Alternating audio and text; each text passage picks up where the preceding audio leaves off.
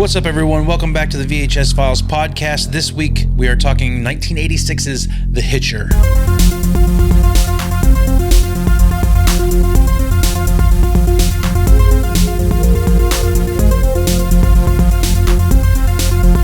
This week, my buddy Nathan and I are discussing 1986's The Hitcher, starring Rutger Hauer, C. Thomas Howell, Jeffrey Damon, and Jennifer Jason Leigh.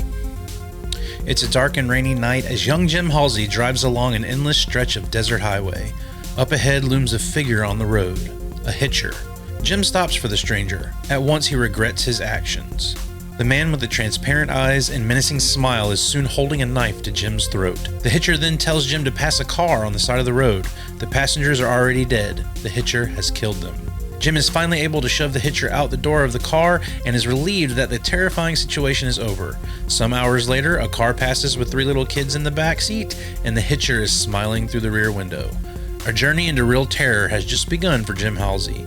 An unending nightmare with one horror scene after another, the deranged hitcher continues on his slaughterous rampage.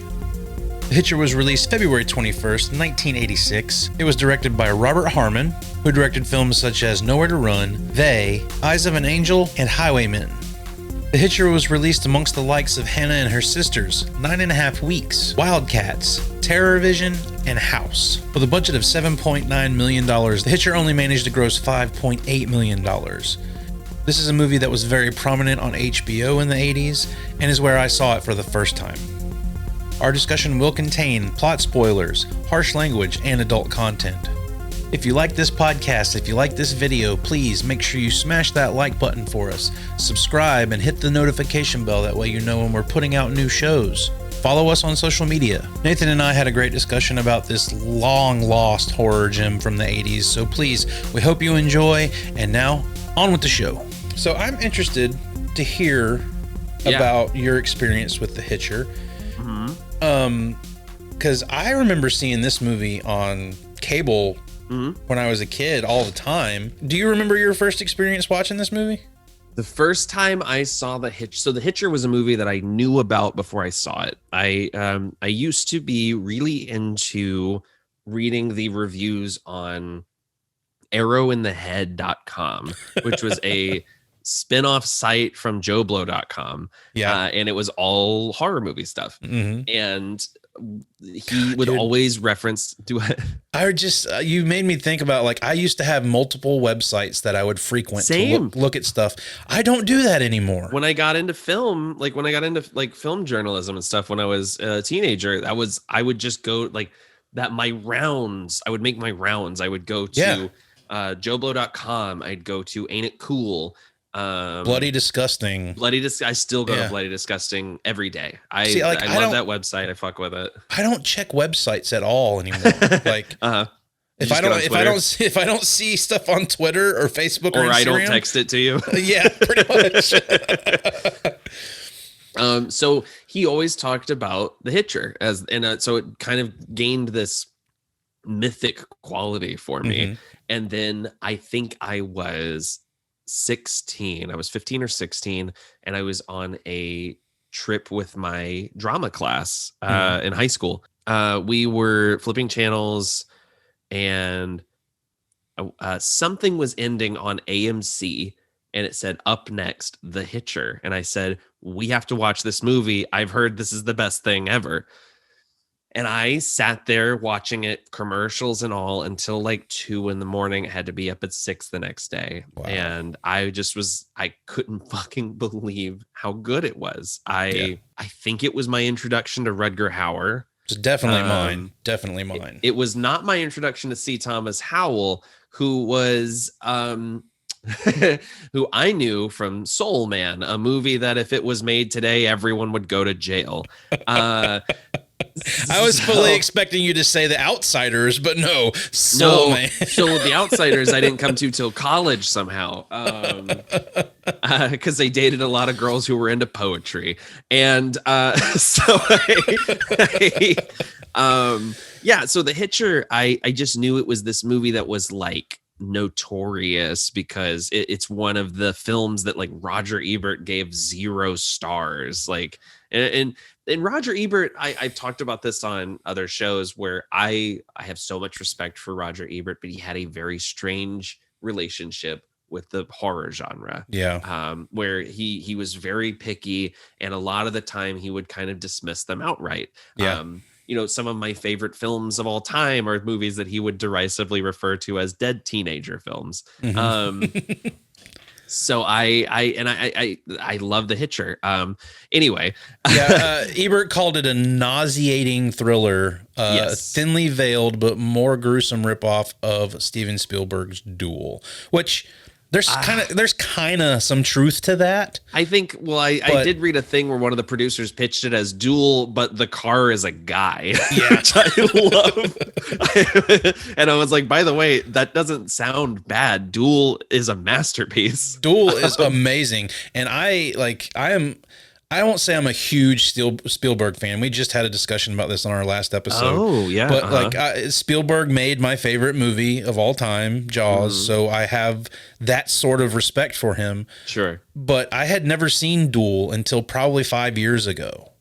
And dude, that movie is so fucking tense. And you don't expect Spielberg, one of the schmaltziest filmmakers working. Yeah. I mean, genuinely, and I love Spielberg, but the guy likes his schmaltz. Yeah. To make a fucking grindhouse film. I mean, that is what a lot of Duel feels like. It feels down and dirty. It feels like a Romero film. Yeah, it's definitely like I was on the edge of my seat for the entire movie. Yeah. And especially a movie, as old as it is, and being the movies that I've seen and stuff that's gotten me in my later years, but like going back and watching that, knowing the time that it was from, and the fact that Spielberg directed it, I was like, God, this is way better than I thought it had any right to be.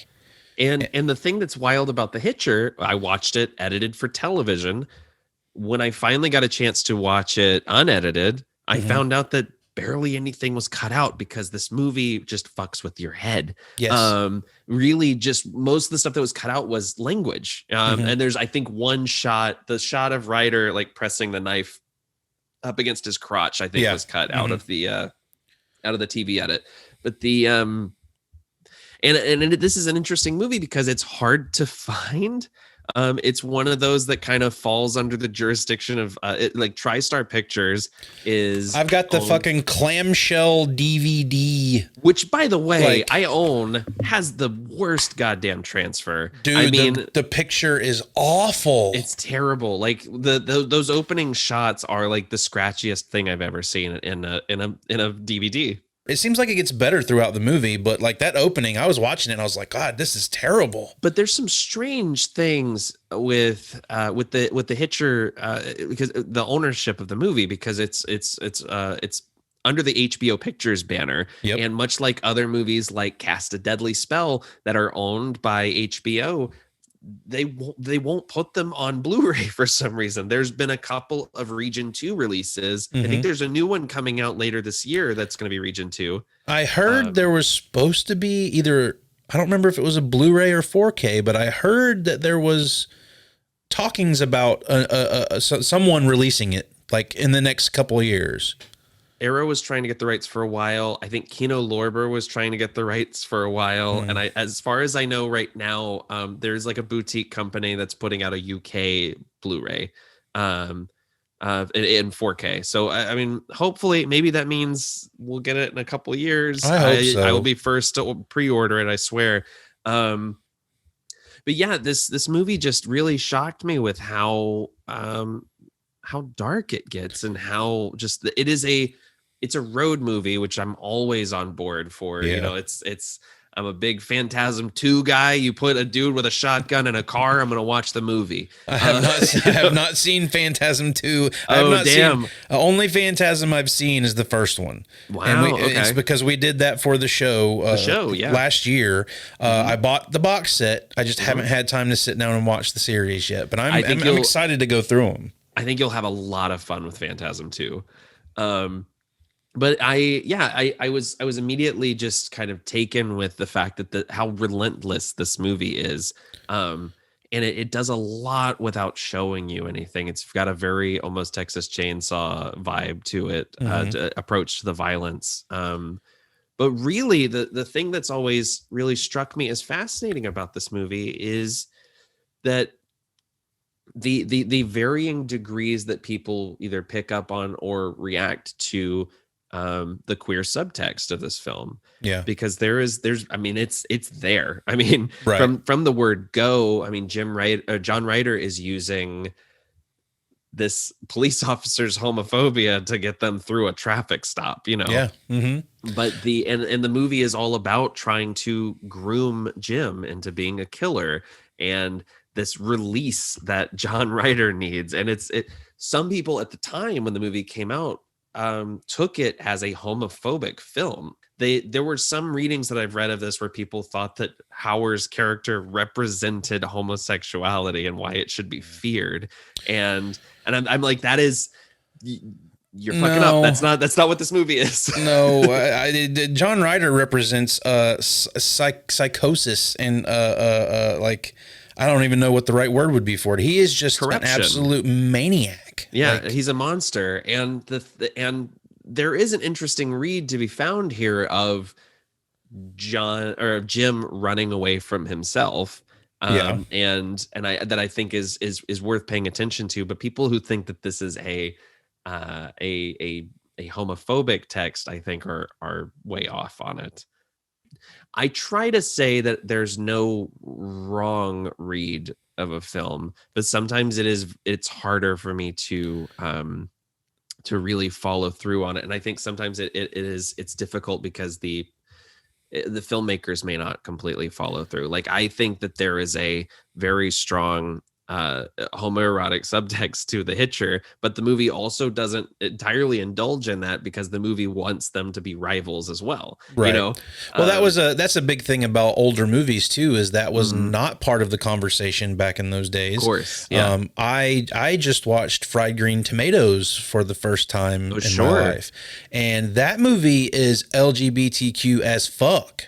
I love it. Yeah, it's great. And I'm watching this movie and I was like, how do people not see what's going on here? You know, but sometimes I think, especially like with the Halloween Kills and something like the Hitcher, like sometimes I think those views may be forced upon a little bit. Like sometimes I think the context may be being pushed from people that aren't sometimes I think the LGBT. Sometimes I think that, sometimes it comes from people who are trying to like signal something that. Yeah, like that they think they need to talk about. I could completely see the headline for Halloween Kills coming from a place that's not from the LGBTQ community. It's someone imposing that upon that community and saying, "Hey, this killer is killing off your people." Well, and that's why it's something that I try to sit back and listen, because I think that it's, you know, guys that are like us have been talking for a long time. You know what I mean? Like, and so I think it's always good to not necessarily, you know, shut down a certain viewpoint, but also to you know, hear it out, even if you aren't sure that that's the intent of the filmmakers, which is why I think it's also a shame that we don't have stuff like, I would love to read an interview with the screenwriter for The Hitcher or for Halloween Kills discussing those very topics. Right. Because again, like it is, but then again, you know, you run into David Lynch always says the movie's supposed to speak for itself. Right. And I think one of the big problems with Halloween Kills is it thinks it's saying a lot of things and it's not saying anything. Right. But you know, that's a subject for another time. And see, like, you know, you've obviously kind of picked up on the references here in The Hitcher and have read up about what people have said about it. See, I didn't really pull many of those contexts out of it watching it this time around. And I wasn't really aware that it was something that came with this movie. Well, and it's interesting because it's hard to tell. You could read this as Jim trying to run away from himself. As a closeted man. I mean, he doesn't. There's a completely sexless romantic interest in this movie. There is, you know, there's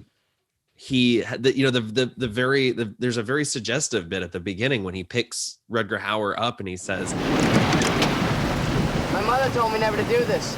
my mom told me never to do this. And it just kind of has those kind of cruising connotations. Yeah, like I love that that's the opening line of this movie. Like it's a great line. I mean, even in that context, but even just like setting the mood for where this film goes is like, yeah, your mom told you not to pick up Hitchhiker. Like, this movie is the reason why I have never and will never pick up a hitchhiker. Sure. I mean, and I think outside of those bits, even if you divorce them from those moments, you know, there's still a predatory nature to John. Outside of the fact that he's killing people, he's trying to make Jim into a killer. I want you to stop me. I want, you know, when Jim says, "What do you want from me?" He just kind of looks sad for a second. He goes, "You'll figure it out," you know? Yeah. That's the subtext I really pick up on watching it this time around is, you know, this is a guy with a death wish. Right. Like, this guy wants to be stopped. This guy knows who he is and knows what he has to do to be who he is. And like, I think that conversation in the car is so captivating because it seems as though to me that John is saying, I want you to stop me because someone has to, because I can't stop myself. What do you want? I want you to stop me. You know, like, and we see that throughout this movie, like as many times as he has these run-ins with Jim's character, like as many times, like, I think that's why he continues to pursue him, because he sees that in him. He sees so you're able to pull the trigger when it's time. Yeah. And you know, this thing goes on for quite a while, and we get a sandstorm. He spends a lot of time in and out of custody. And there's an argument to be made that some people have actually interpreted the film as Jim is actually crazy, which I think there's too many things that happen outside of him that argue against that. But the one sticking point for folks is there's the bit where everyone in the jail is murdered and Jim doesn't even seem to wake up. Right. And there's the bit where John takes out the helicopter with a handgun. Yeah. Which is wild. There's definitely crazy circumstances that come along with some of this stuff. But my biggest thing about this movie is it's one that left an impression on me as a kid because of some of the material in it. Rutger Hauer is fucking frightening in this movie. He's terrifying. His little smile is like if I saw Rutger Hauer on the street and he smiled at me, like I would be scared to death. He is he's a wolf. Like he is. It's those cold blue eyes. I mean, it's the same thing that makes Roy Batty simultaneously pitiable and terrifying in Blade Runner. Yeah. You know, and I love that he has these moments where there's a strange tenderness to him. You know, he, like when he puts the coins on Jim's eyes, and you know, it's this very like methodical, melancholic moment. And you just never know why did he pick him. And that was, you know, one of the big problems that critics had when this movie came out is, you know, we don't give this guy any motive. And I think that's scarier. Well, that, you know, we talked about Halloween, the same thing with, like, that's that's why the Rob Zombie movies don't work for me, is because Michael is scarier when there's no motive behind what he's doing. And I had an argument, or not an argument, but a conversation about this very thing with my friend Ashley on our podcast, where we, you know, she was just like, I need to know why, because it's so awful. And I get that, but I think sometimes that the horror is enhanced if the less you know. Yeah. And this is something that I've kind of latched onto in really recently. And same statement could be made for this movie is, imagine if, you know, Halloween ended and we get that great scene of Loomis looking over the balcony and Michael's gone. Yeah. Imagine if that's the only Halloween movie we ever had. That's my thing. And that's my biggest knock against Halloween 2018 is it undoes that for me. I think that's what's so striking about John Ryder is that he shows up, he ruins this kid's life, Yeah. And he makes him a killer. He gets what he wants. The thing about the Hitcher is that he wins. Well, yeah, that, and like we talked about, you just brought up like what is his motive, and like I don't necessarily need a motive, but I was wondering watching it this time, like why he continues to torment Jim throughout all this. But again, we go back to that conversation in the car. He says, I want you to stop me. I want you to stop me. Yeah. And then there's, even at the end of the movie, he's telling him, pull the trigger. I want you to do it. He jumps out of a moving vehicle through a windshield. Yeah. He also stands still and lets Jim run him over. And he keeps getting up while Jim has a shotgun. And I think that, and this is my reading of it, the last thing he does out of defiance is he chucks handcuffs at Jim's feet as if to say, we are both free to do whatever we want. Like, that's a good way to read it, for sure. And so Jim fucking blows him away. Spoiler alert. Yeah. I mean, it takes a lot of trial and tribulation for him to get to that point. Yes. But I think the reason he continues to torment Jim throughout this is because Jim does make that effort to stop him in the car. We've gotten in so many of these movies as, a horror trope of you have a killer who's stalking a person or a family, and I will do whatever you want. Just let me live.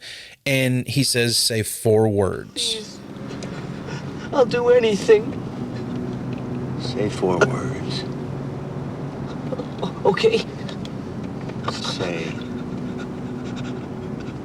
I want to die.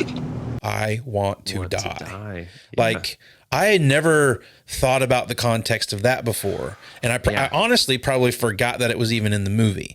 But you put that situation is scary as fuck to me. Because, like, I will do anything you say. Okay, tell me you want to die. And it's like... And when he says what? Yeah.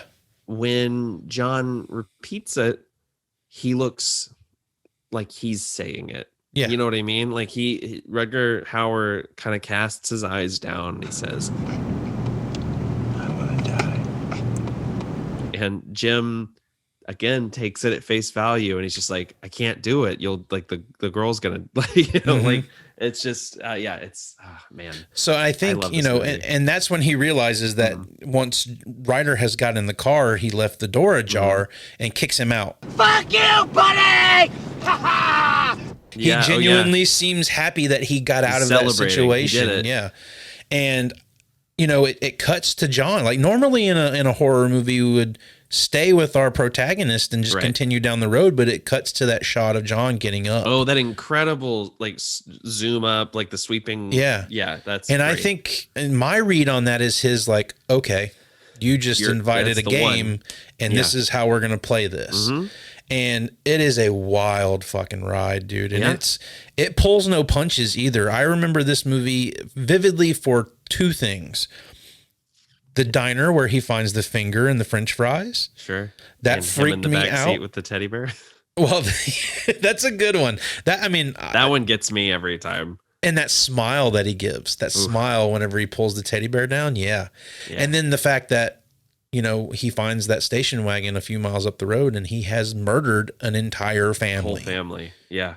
And, starts vomiting. Like, it just the brutal aspect of this, like, again, we can kind of compare it to Halloween Kills a little bit, but like, and then, when Nash dies, and I remember watching this as a kid, completely distraught because like you think that's a situation shit didn't happen. Yeah, like you think there's no way they're gonna let the police are here. There's no way this is gonna, and oh fucking boy, it happens. This was the scene that made the movie hard to make. Like 3 or 4 different studios passed on it because that was the scene where they were like, you can't put that in the movie. You can't have the hero lose this dramatically. One executive was literally like, okay, you can make that scene, but like you have to cut to her funeral immediately after. And they're like, you don't realize like we lose all momentum for the rest of the film if we cut to a funeral scene. Like the problem is that the the point is that it is senseless because Yeah. it's not even about her, you know? Right. And the only reason she's in that situation is because she was trying to do the right thing.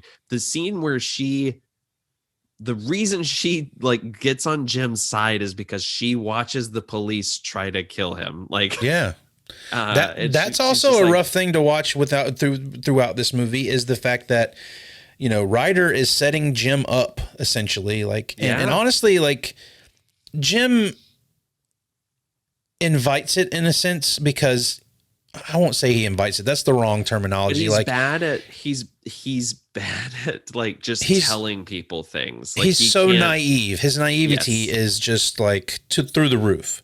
But that also like he puts you. I mean, he grabs Nash, throws her in the bathroom, and pulls a gun on her, and then says, "I didn't do any of it." And I'm like, Yeah. boy, you are not convincing anyone. Mhm. Like, yeah, he's constantly making like bad decisions like that. And that's what makes it hard as the viewer for this movie is you Sure. know that this kid has done nothing wrong, and he continues to get himself in deeper and deeper. It's not even Ryder's fault in some senses. No, And, sometimes he's just not. He's not communicating properly, or he's either so traumatized or so like angry. He has a chip on his shoulder the whole time, and there's so many times where he could have just leveled with someone and he doesn't. I do love the sequence when he first talks to the captain over the radio and he's just like, "I'm trusting you with my life. Like, please don't fuck me over. This man is after me. Just let me get where I'm going and I'll tell you everything." And it's still just the scene where Ryder pulls up, kills the cops, and Jim just like runs out into the desert sobbing. Like, because he keeps having one escape after another taken from him. Well, the other thing that puts a cap on that scene is he still has the gun at that point. And like this kid has been driven to the point where he contemplates suicide in that moment. Yes. And it's hard to watch because you know this kid is just being terrorized. And it's to a point where he's like, I have to end this myself because I don't know how I'm going to get out of it. But the thing is, he comes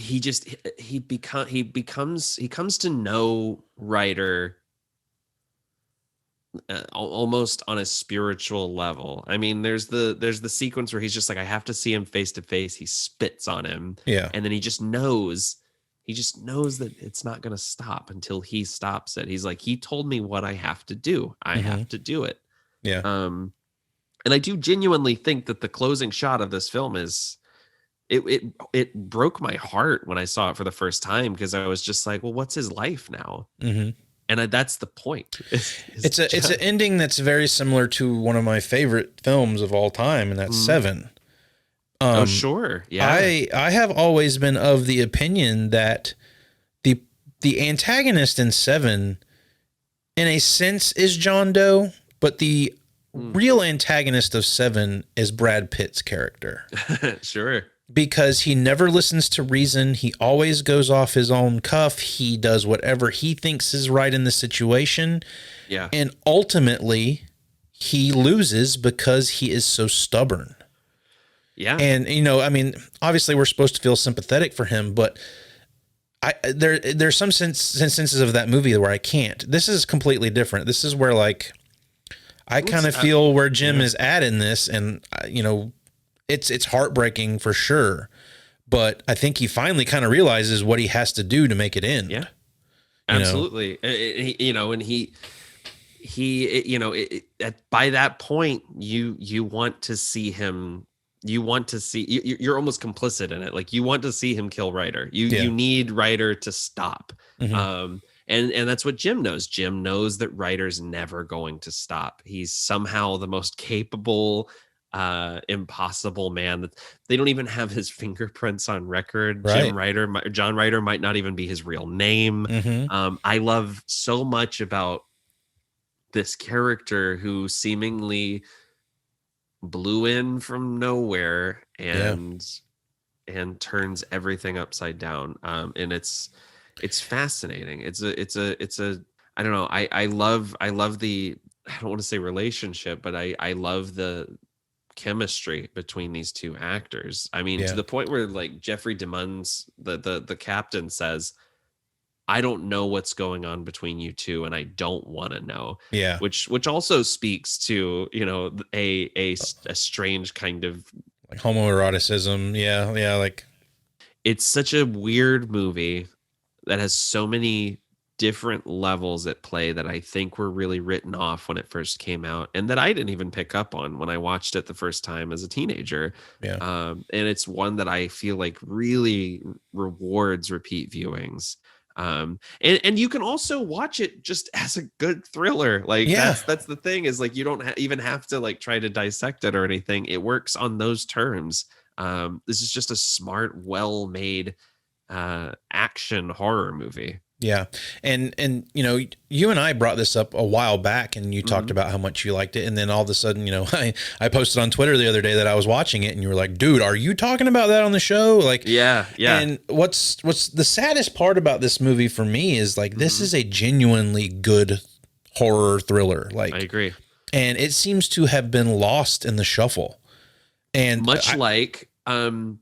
It's written by Eric Red, who wrote Near Dark, which is also almost impossible to find. It is another one of my top 10 favorite films of all time. It is one of the best vampire movies I have ever seen. I was telling someone about it the other night, and they were just like, this sounds like you made this up. Like, this sounds like the perfect. I was telling someone about Near Dark, and they were like, this sounds like the perfect movie. And I was like, no, you just can't fucking find the Blu-ray anywhere. Right. I mean, I have one of the out of print Blu-rays here, and Me too, the one that has the cover art that looks like Twilight. Yeah. And Adrian Pastar, like, he's probably the worst part of that movie, but he definitely has some Edward vibes going on the front of that Blu-ray. Oh, for sure. Yeah. But yeah, I mean, it's sad that this movie has kind of been lost, because I feel like this holds up more than a lot of thrillers and horror, like road movies and stuff that have come out in the past 20 years. Well, its simplicity just in execution, I think, is a huge part of that. I think this is one that just like, it hits at a primal fear. The killer on the road. I mean, Eric Red was inspired by Riders on the Storm, the Doors song, and that is, it's that old urban legend. Don't pick up hitchhikers, y'all. Like, this is a nightmare. This is a nightmare come to life, much in the same way that Green Room is like every band's worst nightmare. Like, this is, if you drive cross country, this is what you're afraid is going to happen. Yeah. Green Room is a lot like the Descent to me. Like, sure, it kind of starts as one thing and just sort of progressively gets to something completely overblown, but like, I love it in every sense. I recommended The Descent to a friend of mine, like literally last weekend. She starts the movie, she's like, oh, I'm so claustrophobic, this is really scary. And then an hour later, she messaged me. She goes, "This is not what I wanted to see today." And it was the most perfect encapsulation of why that movie works. Like, I didn't know a ton about Green Room going in to see it, but I went to the theater and saw Green Room, and there is a specific moment where someone pulls their arm through a door that I was like, oh, this is where we're fucking going with this movie. Oh my God. Yeah. Like, it is one of those that completely blindsides you, and I'm on board for the ride after that. Like, and that movie is something else. Like, rules. I don't think enough people know about that one, and I will push that one till the day I die. Absolutely. Especially like you said, like, we've been in bands, we are familiar with the touring lifestyle. That's how I heard about it. I was on tour, and my friend Ryan texted me and said, dude, watch Green Room. It's your worst nightmare. Yeah. It just, all the aspects of that just culminate into something that's like something you would never think about. Yeah. Absolutely. Until you see it like that, and it's like, I would have never, going on tour and scraping to get by, town to town, all of that stuff. Like, okay, that's playing gigs you don't want to play just because it's going to get you the gas money for the next day. Like, you're already trying to make it by, and then you factor in, I'm in a room full of white supremacists, and they're crazy, and they just killed a person. Like, I guess that is the moral of the story is it can always be worse. It can always get worse. Yeah. I mean, at least John Ryder's not a white supremacist. I think that's what we're saying. Yeah. At least the Hitcher wasn't a Nazi. Yeah, and I think there's so much that this movie accomplishes with the chemistry of its actors and the simplicity that is missing from. I mean, I won't go on a big old tangent, but there's a Platinum Dunes remake that's not good. I've seen it. I've never felt the need to rewatch it because I was so familiar with the original. Yeah, it's so weird because it's one of those that is like almost beat for beat the same, but with none of the elegance. And then there's a sequel that went direct to video that also like I haven't goes seen out it. of it's bad. I would just avoid it. I'm sure it's not good. It's pretty rough. It's got Jake Busey as the killer. Yeah. C. Thomas Howell is in it, but he is squandered. Yeah. The only aspect of the remake that I find interesting that could have been good was Sean Bean as John Ryder.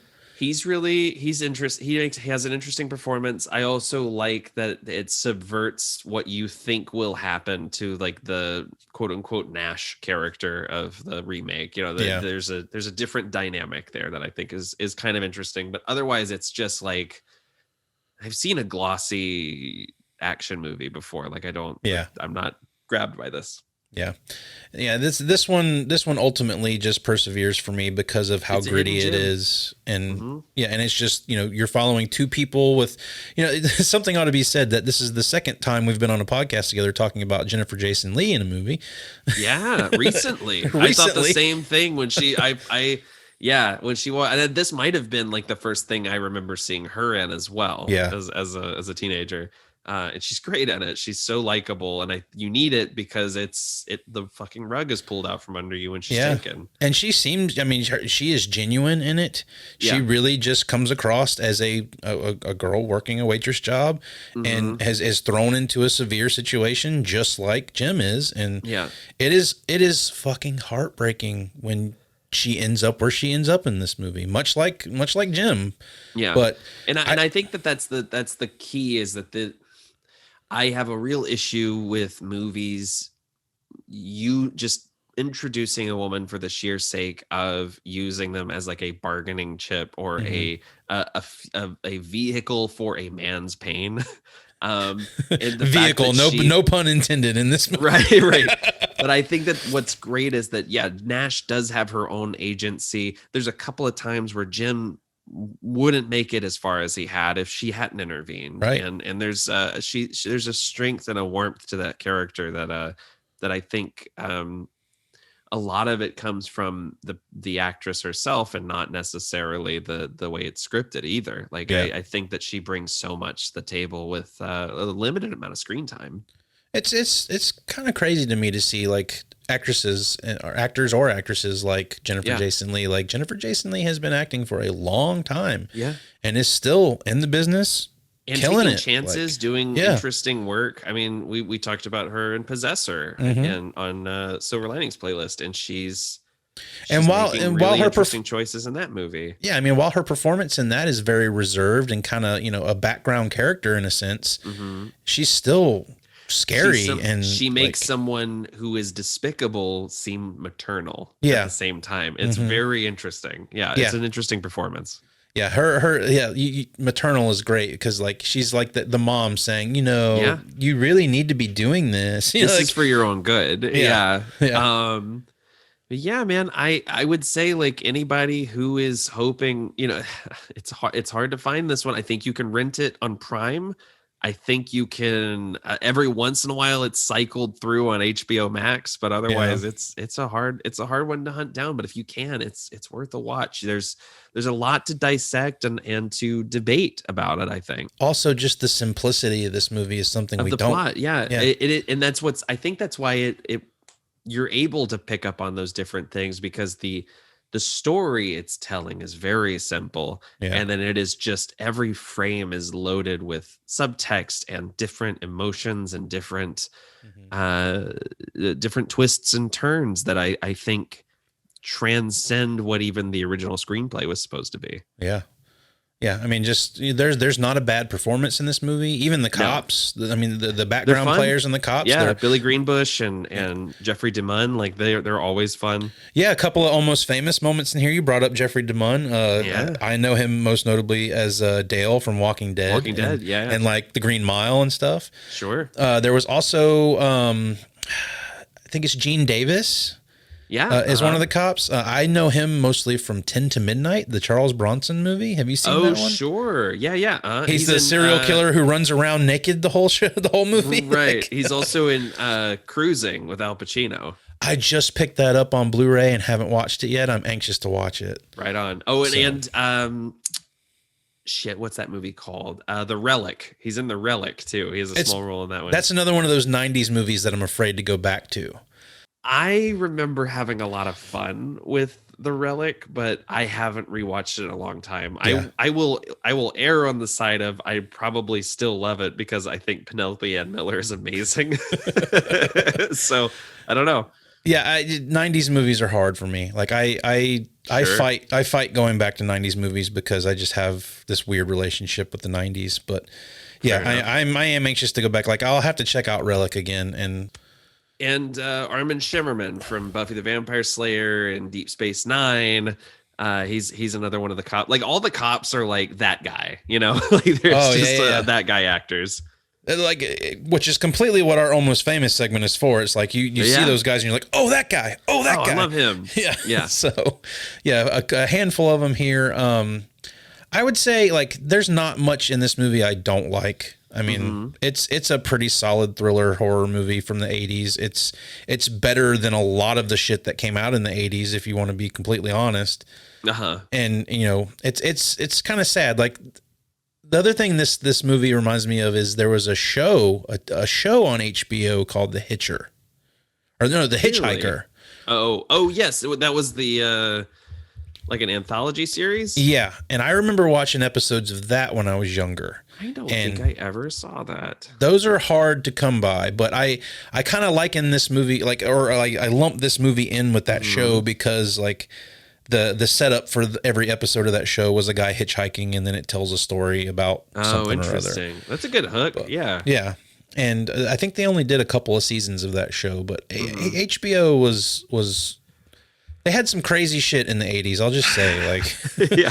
I'm anxious to go back. Have you rewatched Tales from the Crypt recently? I haven't done it recently. I did a few years back. A lot of it holds up, man. I love that show. My favorite ones are I love the Christopher Reeve one where they have the diner and they're eating people.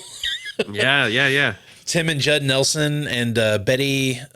It's the girl from Jaws 3. What's her name? I can't think of her name. She was also on some TV show.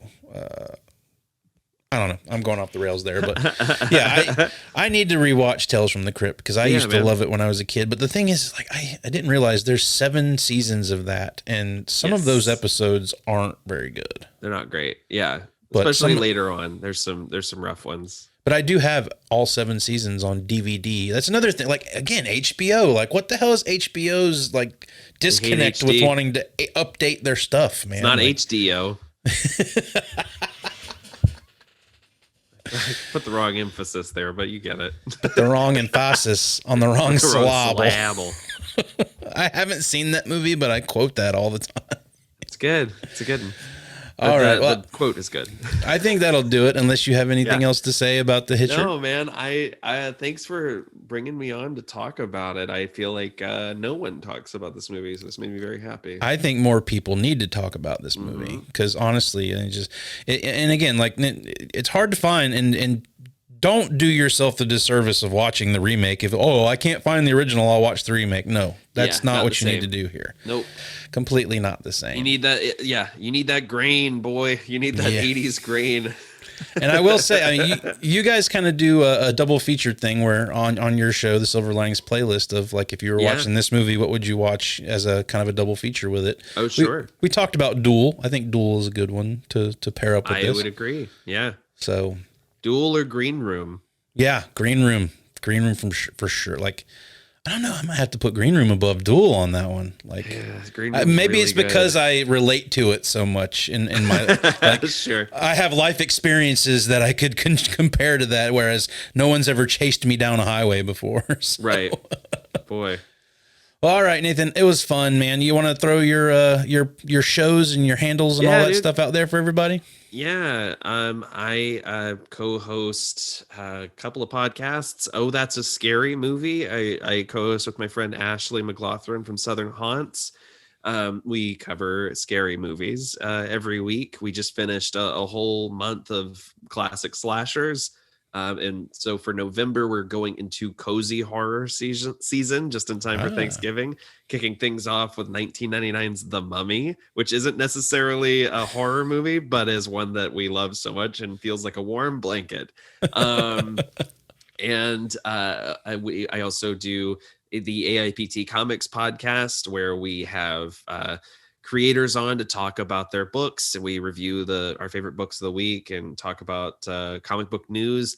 For horror fans, we recently had the Belay brothers on to talk about the new season of Dragula on Shudder and to talk about their takeover of Heavy Metal magazine. We also will have Scott Snyder talking about his new horror books out from his on Comixology Originals, Night of the Ghoul, and which is fantastic. I would highly recommend it. And the Silver Linings playlist, where we discuss movies that have open-ended or downer endings. We also just finished a full month of horror movies, discussing the Dawn of the Dead original and remake back to back. We talked Halloween 2018. We've got some really, really fun episodes coming up that I think folks who like the VHS Files will really dig. We have another Cronenberg coming up, and a nostalgic favorite from when I was a kid that's going to be like close to the end of the season that I'm really excited to record. Nice. But yeah, find those on all podcasting platforms. And I think Silver Linings playlist, we've got episodes uploaded to YouTube as well. You do. I actually just linked your Halloween 2018 episode on our our last podcast we did. I mentioned you guys, so I threw your link up there. And as if you needed another podcast, then you can also hear Nathan and I coming up on the For New Eyes Only podcast, where we talk about James Bond movies. Yeah, and that'll be on the VHS Files feed. Right? Yes. Yep. Yeah. You'll get a new episode on the 7th of every month there, and it's me and Nathan talking about Bond. He loves Bond. I've never seen most of the Bond movies, so it's going to be a fun conversation that we're really looking forward to. But absolutely.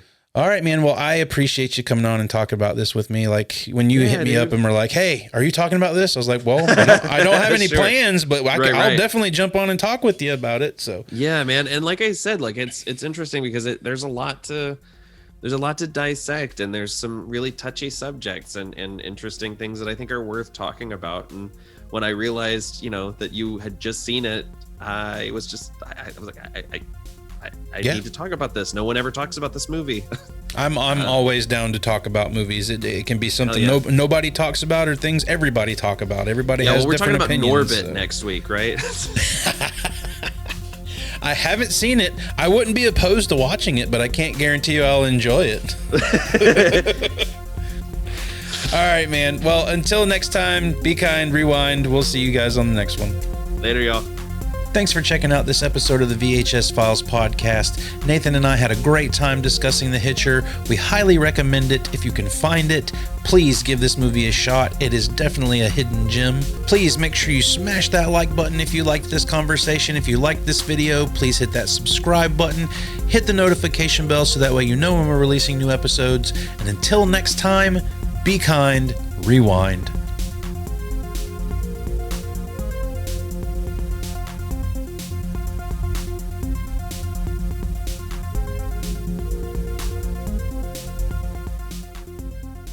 What if you were watching Bridges of Madison County and then someone just fucking gets murdered in the middle of it or something? You go to a date at this guy's house. He feeds you fucking soup. And then his old homie comes in and wants to tell you stories. Good soup.